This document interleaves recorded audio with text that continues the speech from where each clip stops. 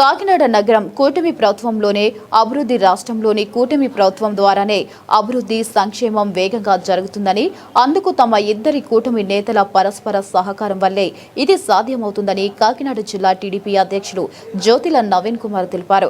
కాకినాడలోని జిల్లా టీడీపీ కార్యాలయంలో ఆ పార్టీ జిల్లా అధ్యక్షుడు జ్యోతిల నవీన్ కుమార్ మీడియాతో సమావేశం నిర్వహించి రాష్ట్రంలో జరుగుతున్న 2 ఏళ్ల పాలనా ప్రగతిపై వివరించారు.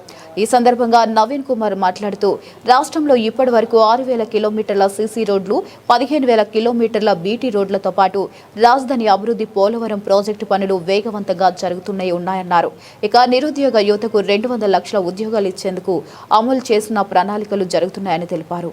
ఇక ఈ సమావేశంలో టీడీపీ నాయకులు పిల్లి అనంతలక్ష్మి, నరకుర్తి వెంకటేశ్వరరావు, పిల్లి సత్యనారాయణమూర్తి, పెంకే శ్రీనివాస్ బాబా, కటకంశెట్టి బాబీ, కొల్లబత్తుల అప్పారావు తదితరులు పాల్గొన్నారు. మీడియా కుర్చీలేనమ్మా. ఈ 2 సంవత్సరాల కాలంలోని కూడా 6,000 కిలోమీటర్ల సీసీ రోడ్లు వేయడం జరిగింది. 1,500 కిలోమీటర్లు బీటీ రోడ్లు వేయడం జరిగింది. ఇదే కాకుండా రాజధానిని అభివృద్ధి పరుచుకుంటూ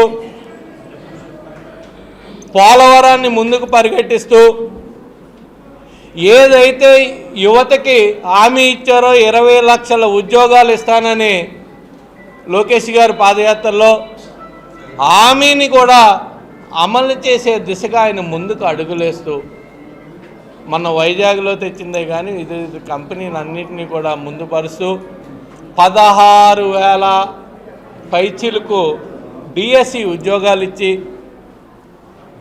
వందల సంఖ్యలో పోలీస్ రిక్రూట్మెంట్ చేసి యువతకి ఆదర్శంగా నిలిచే గవర్నమెంట్గా కూటమి ప్రభుత్వంగా ఈరోజు ముందుకెళ్ళడం జరుగుతుంది. ఇదే కాదు, గత ప్రభుత్వంలో జలజీవన్ మిషన్ని నిర్వీర్యం చేశారు. 26,000 కోట్ల రూపాయలు సెంట్రల్ ఫండ్స్ వస్తే దాంట్లో 2,400 కోట్ల రూపాయలు కూడా ఖర్చు పెట్టిన పరిస్థితి గత ప్రభుత్వంలో ఉంది. 90 లక్షల పైచీలకు ప్రతి ఇంటికి కూడా ట్యాప్స్ ఇవ్వాలనే ఉద్దేశంతో ఆ రోజు జలజీవన్ మిషన్ తీసుకుంటే దాంట్లో 10% కూడా ఇవ్వకుండా వర్క్స్ని క్లోజ్ చేసేసి గవర్నమెంట్ మారిపోయిన వెంటనే దాన్ని గాలికి వదిలేసిన పరిస్థితి. మళ్ళీ దాన్ని పవన్ కళ్యాణ్ గారి చొరవతోటి మళ్ళీ టైం ఎక్స్టెండ్ చేసుకుని మళ్ళీ జలజీవన్ మిషన్ని ముందుకు తీసుకెళ్లే పరిస్థితి.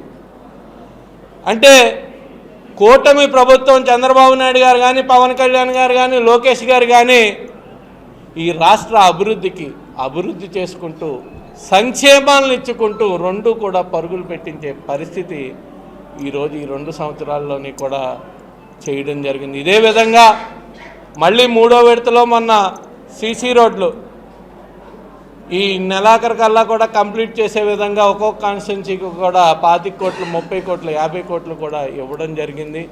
ఎంత వర్క్ చేస్తే అంతా కూడా చేయడం జరుగుతుంది. మళ్ళీ రాబోయే కాలం నుంచి కొంచెం ఎన్ఆర్జీఎస్ అవన్నీ కూడా మారిపోతున్నాయి. 40-60కి వెళ్ళిపోతుంది. కనుక ముందు చూపుతోటి చంద్రబాబు నాయుడు గారి ఆధ్వర్యంలో, పవన్ కళ్యాణ్ గారి సారథ్యంలో ఈ 1-2 నెలలని కూడా పాత పద్ధతుల్లో చేసి ఎక్కువ నిధుల్ని ఈ రాష్ట్రానికి తెచ్చే విధంగా వాళ్ళ ప్రయత్నం ఉంటే ఈ రాష్ట్ర ప్రజల్ని కాపాడే దిశగా, బంగారు బాటలు వేసే దిశగా వాళ్ళ ప్రయత్నం నిరంతరం కూడా కొనసాగుతూనే ఉంటుంది.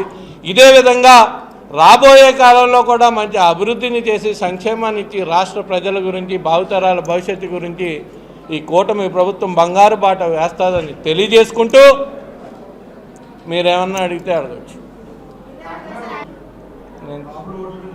ఎవరో తెలుగుదేశం ప్రభుత్వం కింద ఖచ్చితంగా ఎవరు అవునన్నా కాదన్నా ఈ రాష్ట్రంలో ఎప్పుడు ప్రభుత్వం, ఏ ప్రభుత్వం ఏర్పడినా సరే, తెలుగుదేశం ప్రభుత్వం అన్నా, కాంగ్రెస్ ప్రభుత్వం అన్నా, వైసీపీ ప్రభుత్వం అన్నా, ఏ ప్రభుత్వం ఏర్పడాలన్నా సరే కాపులు మేజర్గా ఎవరికి సపోర్ట్ చేస్తారో ఆ ప్రభుత్వం ఏర్పడడం మాత్రం రివాజ్. మీరు చూసుకోండి చరిత్ర.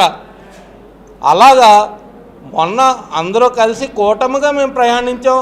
ఆ కూటమిలో భాగంగా అందరు కాపులు వన్ సైడ్ వచ్చారు కాబట్టి ప్రభుత్వం ఎక్కువ మెజార్టీలతోటి ఏర్పాటు చేయడం జరిగింది. మాలో మాకు చాలా ఇదిగా ఉన్నాయి.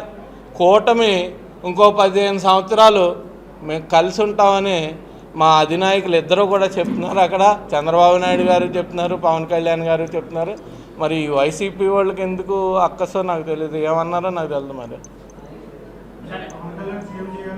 పవన్ కళ్యాణ్ సీఎం చేయాలి. పవన్ కళ్యాణ్ సీఎం చేయాలంటే పవన్ కళ్యాణ్ నేను సీఎం అని అవ్వాలని ఆయన అనుకోవాలి, లేకపోతే చేద్దామని చంద్రబాబు నాయుడు గారు కానీ ఎమ్మెల్యేలు కానీ అక్కడ ఉంటుంది ప్రభుత్వ పెద్దలు అనుకోవాలి. కానీ వైసీపీ వాళ్ళకి పని ఏంటి? జనరల్ కానీ ఎక్కడి నుంచి వాళ్ళు ఎందుకు చేస్తారు? వాళ్ళకి పని ఏంటి? వాళ్ళు ఏం చేశారని